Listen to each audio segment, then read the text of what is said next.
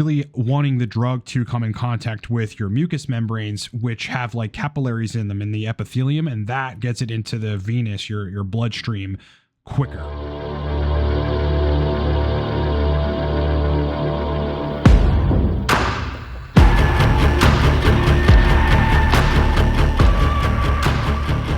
What's up, everybody? It's your boy Ryan, and this is the Thunder Channel on Nootropics on Testosterone on Male Performance. Subscribe to the channel, hit the bell to get notified of all future content. Still got a coupon code for you guys on all of our courses. It is Course40. It saves you 40% on Masterclass, God Course, TRT Guide.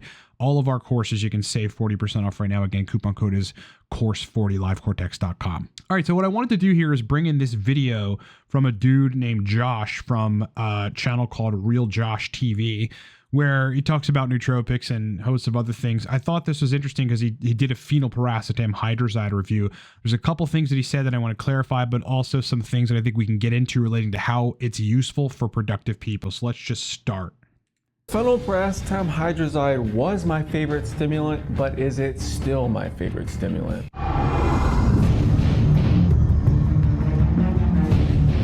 Hey, what's up guys, it's Josh here. Today I want to do a little updated review on this phenylpiracetam hydrazide. Now this at one point was my favorite stimulant of all time, and to be honest, it still is my favorite stimulant. But I did a first video, kind of like an introduction to my thoughts on phenylpiracetam hydrazide, and then a little while later I loved it so much I reordered it. I did basically a second video of my updated thoughts. Now after taking it even longer, and I think I've gone through about 20 grams, I may have spilled some at some point, but I've been through about 20 grams, and there was some things that I did find out that I didn't know in those other videos. So phenylpiracetam hydrazide, it actually is very bitter. It's one of the most bitter supplements out there, but for some reason I don't actually mind it as much. But keep in mind that it is so bitter, it's probably going to last in your mouth for about 30 minutes, you know, maybe even up to 45 minutes. Even after you have some drinks, it just lingers, this and that. But I do want to say, okay, so right off the bat, he's implying that he's taking phenylpiracetam hydrazide sublingually. Now, apparently you can do that. I've never done that before.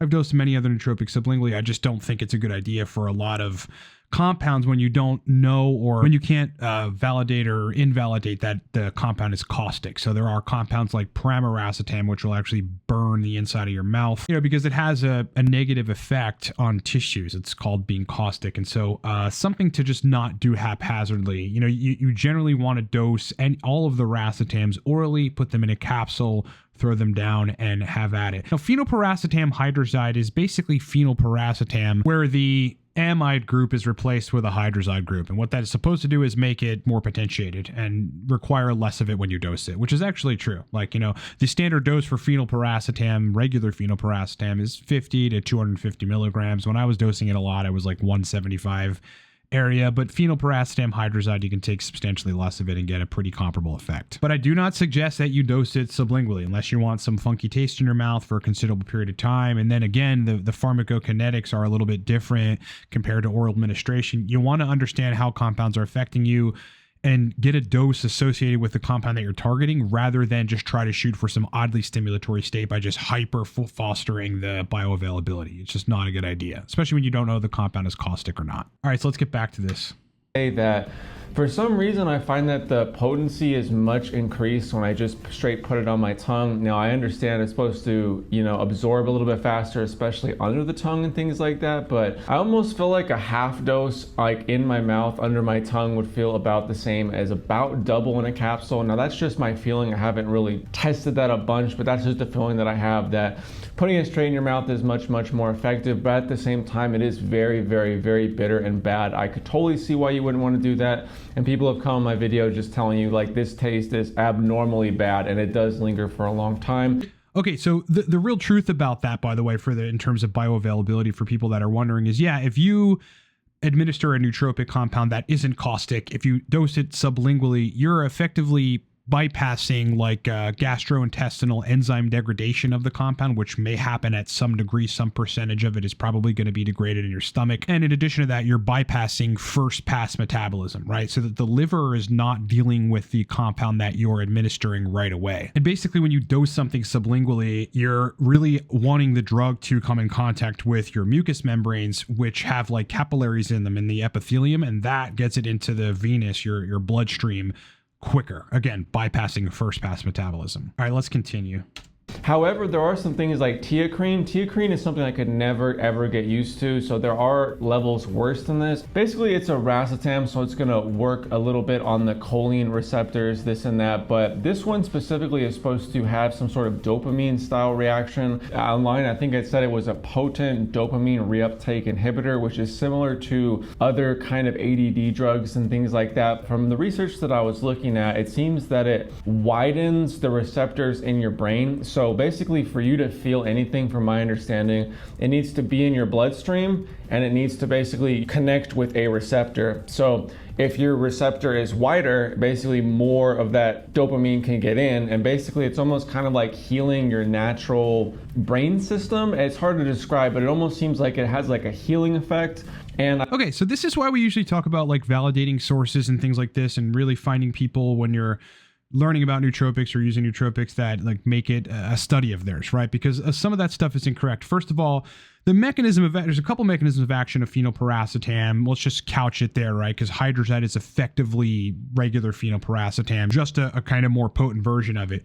The action of phenylpiracetam is to bind directly to the A4 and the B2 subunit nicotinic acetylcholine receptors. And those receptors are implicated in memory, but they also have control over like hosts of the other monoamines, GABA, dopamine, and norepinephrine. So as it relates to, receptor opening or something, I think what he's referring to is receptor density, which is a phenomenon which certain compounds open up the density of a receptor site to make an easier binding capacity for the ligand to bind to it, whatever neurotransmitter, or in this case, whichever compound is binding to the receptor. However, I've never seen any research studies, and I've done all the research on all these nootropics that suggest that phenylpiracetam is increasing the receptor density of anything like dopamine or acetylcholine. Things like uridine monophosphate and CDP choline, however, do have receptor density enhancing properties at dopamine receptors. Now, as far as the dopamine reuptake inhibition, that's actually true. There was a patent for that. Somebody tried to file a patent for phenylpiracetam regular's ability to inhibit the reuptake of dopamine. And now there is a study on this. It's in basically an isomer, which is a molecularly equivalent version of phenylpiracetam, and the major difference, I believe, is the different arrangements. It's the same amount of atoms, same number of atoms, like a different arrangement of the atoms or something to this effect. It's actually very complex. But the isomer of phenylpiracetam, I believe it's the R isomer or the S isomer, which is essentially phenylpiracetam, has selective DAT inhibition properties. So what that means is it's going to bind directly to the dopamine transporter, which sole job is to clear dopamine from the synapse. So that means you're left with extracellular dopamine at higher levels than normal, because the sole chemical in your brain, right, the functional element of your brain that's supposed to remove dopamine from the synapse is essentially inhibited at some capacity via phenylpiracetam and phenylpiracetam hydrazide binding to it. So yeah, you're left with more available dopamine as a result. That's one of the things that differentiates phenylpiracetam and its analogs from other racetams and gives it that kind of, it's usually discussed in relation to modafinil. Like it's the modafinil of racetams. The DAT inhibition is why. All right, let's continue. I was reading online that if you were to abuse a lot of dopamine drugs, that's going to make the receptors actually smaller. So in theory, if you were to take a lot of dopamine abusing drugs like cocaine or amphetamines, things like that, Ritalin, take a lot of that stuff over time and abuse it to the point where your brain's just not functioning correctly, in theory, this should definitely help you out. And I gotta say, from personal experience, it definitely does correct that kind of weird offset of dopamine. Like, for a long time there, I haven't done it in a while, and again, be very careful. Do not copy me. This could be very dangerous. But for a while there, I was having like a small dose of Adderall once a week. It wouldn't last all day, so when I would get the craving to take something else, I would just jump over to the phenylpiracetam hydrazide, and I would kind of take it, maybe 2 or 3 times throughout the day after that, because phenylpiracetam only lasts about 90 minutes. And it would eventually, by the end of the day, I couldn't even tell that I ever took Adderall. And one of the sad things and one of the side effects that I get from Adderall is that it feels really good, but then even afterwards, I go in through this limbo where I can't sleep, but I can't really just enjoy very much. I could just tell like I'm a little bit off. It's not like I'm depressed. It's not like I'm Yeah, he'll go on forever because that's the gist of it. I mean, side effects from Adderall are just like plentiful, right? So he mentioned a couple things there. The first of them is that, potentially phenylpiracetam has some sort of alleviation on the dopamine downregulation or signaling awry that may have happened from the use of Adderall in some sort of restorative way. It should not be a restorative. What's actually happening here is because Adderall is essentially another DAT inhibitor, but at a higher level. It's a more powerful dopamine reuptake inhibitor. It's going to leave you with more extracellular dopamine than, most other compounds out there. When you stop taking it, your brain is now, the receptors, particularly for dopamine, are not getting large quantity of dopamine binding to them, right? It's almost like you're functioning in the absence of that large scale binding. So if then you take something like phenylpiracetam, which is going to, selectively bind to the DAT, give you more extracellular dopamine, you're going to have alleviation from the symptoms that you're having post Adderall. Ultimately, it's not about the receptor sites as much as it is about getting dopamine to fire normally again throughout your brain. He also said phenylpiracetam only lasts about 90 minutes. The half-life of phenylpiracetam is about 2.5 to 3 hours. And that serum half-life is just half the compounds out of your system. It's not the full life or terminal life. I'm not sure the phrase for that, but it's still in your blood and it should still be active. It's just that the initial powerful effects have certainly wound down. That DAT binding has probably slowed down. The binding to the A4B2 nicotinic acetylcholine receptors has wound down, and so you're not getting a substantial amount of effects. If you're conscious of it and doing cognitive work, especially, you should be able to notice that you're improved over your baseline, especially if we're really measuring it with tests, etc., like an IQ test or some sort of online, like Dual and Back or something. Let's see what else he's got to say here. But I can't really get into anything and I can't really relax either, and it's this terrible limbo. So the more I take of it, the more problems that I have. If I were to take a very low dose of Adderall, I'd probably have none of these issues. Do not copy me because these are both stimulants. You could have lots of issues doing this. But I found like a low to medium dose in the morning of Adderall and then taking some phenylpiracetam hydrozide later in the day was phenomenal. It kept up that good feeling that I was looking for, and at the same time it kind of healed me. And I don't want to be TMI, but my libido just goes way through the roof when Adderall is going away from me and leaving my body. It's just crazy. I think what this alleviation from the kind of post-Adderall state is both the DAT inhibition, but also the A4B2 nicotinic acetylcholine receptor binding, right? And that receptor helps you to function well in the processing and computing power and memory arenas, right? Whereas with just Adderall, you're really not getting processing enhancements. So of course you're getting more of, like, you feel like you're almost getting more of yourself coming off of Adderall and taking phenylpiracetam. Now, I don't suggest that either, because you got two dopamine reuptake inhibitors in the mix, one basically right after the other, but that's essentially the explanation of what's probably happening there. All right, let's continue.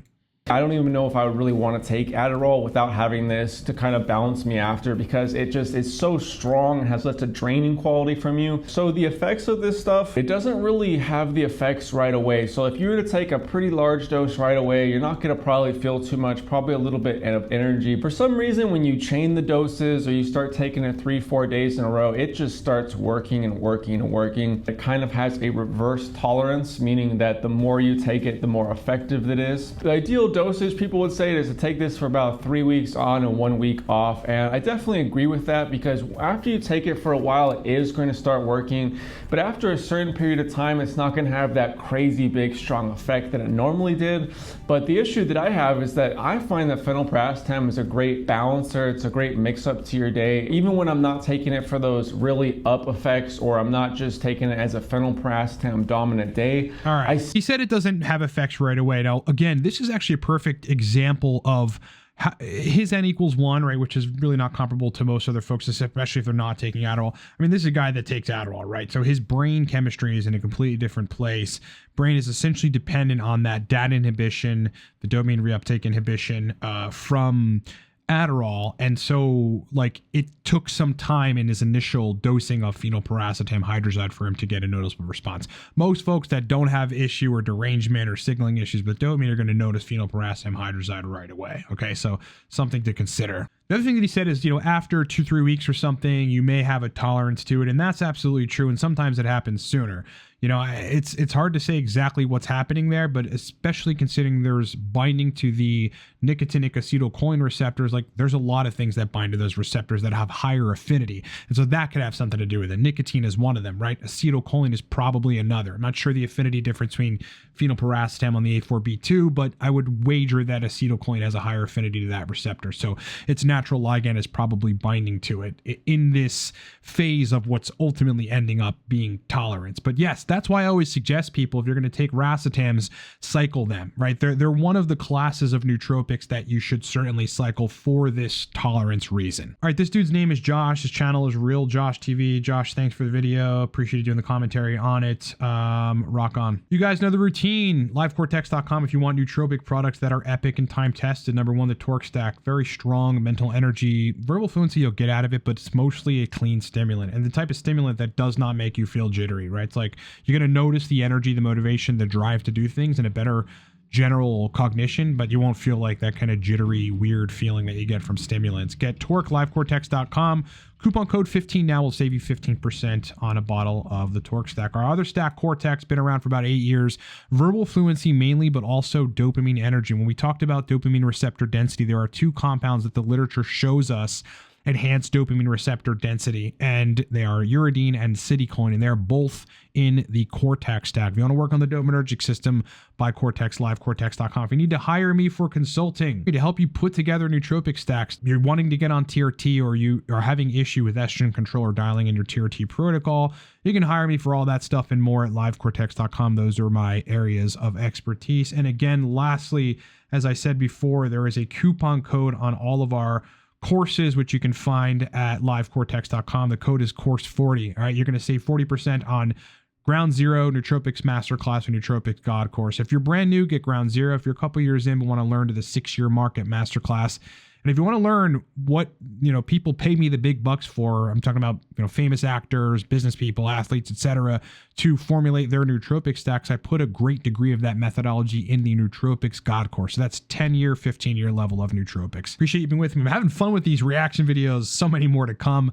more deep dives to come as well. This Saturday, we'll have a live stream, 10 a.m. Eastern time. So get ready for that. And I will talk to you on the next one.